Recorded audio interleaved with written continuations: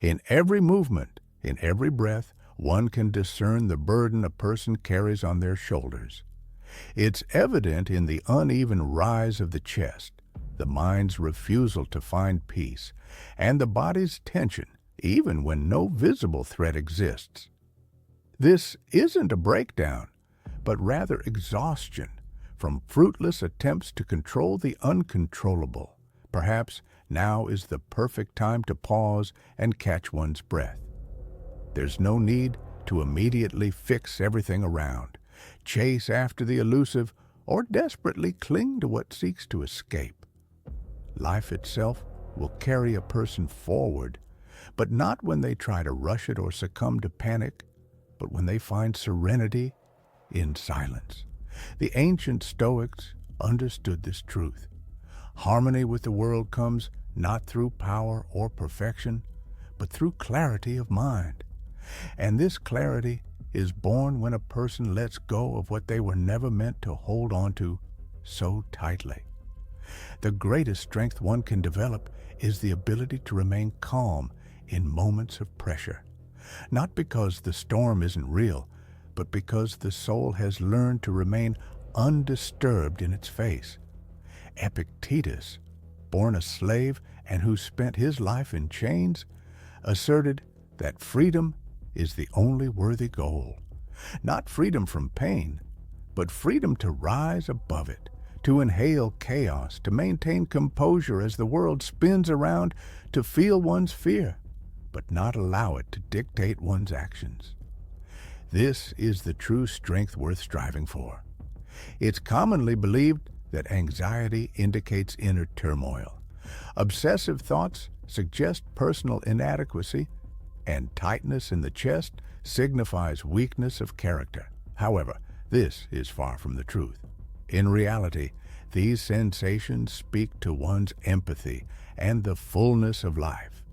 Nevertheless, concern shouldn't escalate into panic, and life shouldn't turn into self-immolation. One doesn't have to shoulder the entire world to be significant. It's worth turning to the philosophy of the Stoics, who were not devoid of feelings but possessed precision of perception. They didn't suppress emotions, but transformed them. They experienced the same fears as others, but faced them head-on, asserting their independence from them. Marcus Aurelius, who ruled a vast empire, reminded himself daily of the power of reason over external circumstances, emphasizing that awareness of this fact grants strength. This means there is no need to persistently seek the understanding of others or implore the world to follow one's desires. Nor should one tie one's worth to outcomes that are beyond control. Life continues its course regardless of whether one tries to keep up with it or not. At times, the bravest act is to stop, do nothing, take a deep breath, and accept what is happening. This isn't a sign of weakness, but a mark of discipline. Discipline that allows one to trust the process, accept the inevitable, and stop clenching one's jaw when faced with uncertainty. The truth is that fate finds those who cease running from inner silence. Society instills the idea that control is a guarantee of safety, but this is an illusion. Control is a disguised anxiety, constantly reiterating the inadequacy of effort and the imminent collapse at the slightest pause. However, it's worth carefully examining the results of this race. How much peace does it bring?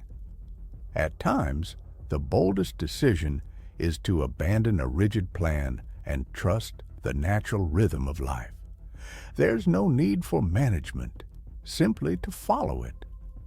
Seneca rightly observed that suffering is more often born of imagination than reality.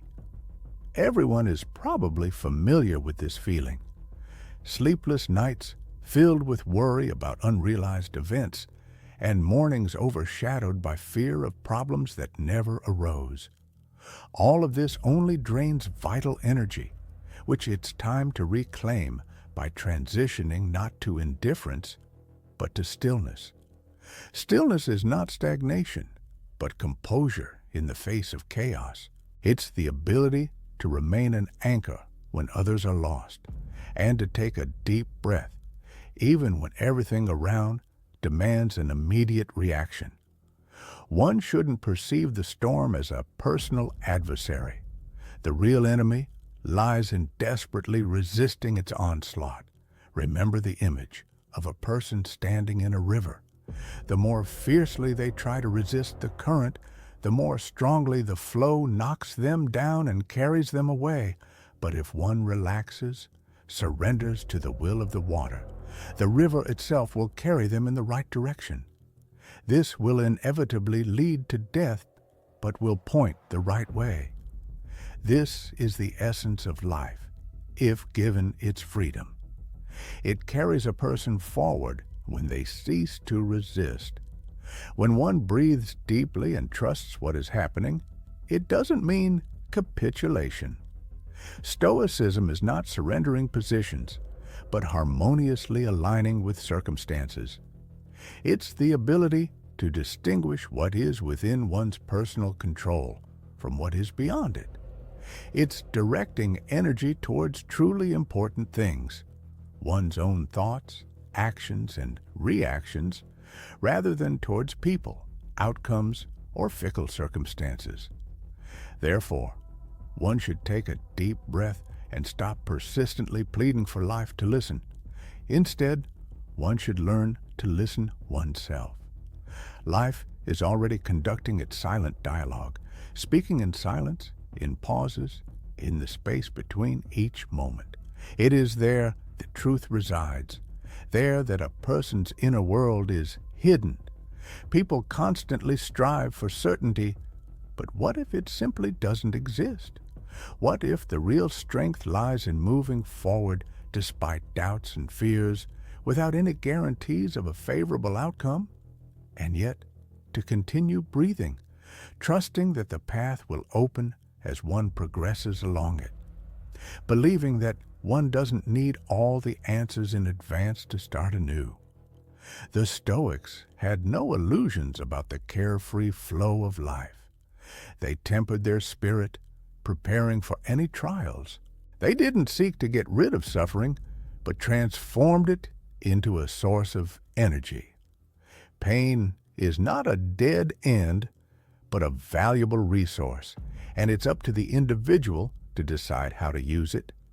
One can allow it to break them, or one can use it as a springboard for takeoff, to gain unyielding resilience and learn to maintain composure in the raging ocean of life, to learn to breathe fully when circumstances try to deprive one of oxygen, to stop chasing the approval of others and focus on perfecting oneself.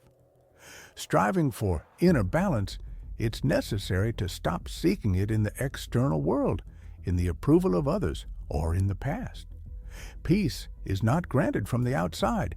It is found within, in silence, in stillness, in the calm rebellion of a soul that does not succumb to the turmoil of external noise. One is not standing still, one is not broken or lost, one is in constant motion. Even in moments of apparent stillness, healing, or lack of progress, growth occurs imperceptibly until it becomes obvious. It is necessary to continue breathing. When the pressure of circumstances increases, it's important to remember that one has already overcome moments that seemed unbearable. This is not a coincidence, but the result of resilience, discipline, and inner strength. The world may not slow down, but one is capable of it. In slowing down the pace of life, the sensation of oneself returns. One remembers who one was before fear took over.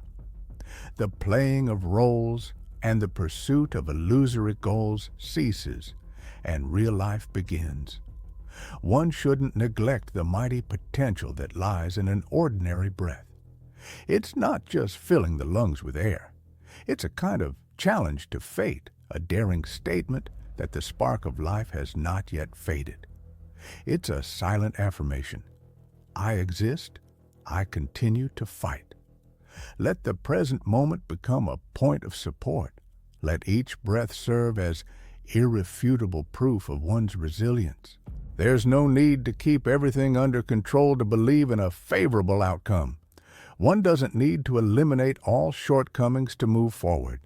And certainly, one doesn't need to be perfect to possess inner strength. Just take a breath and let the flow of life carry you, because it will do it anyway, whether you like it or not.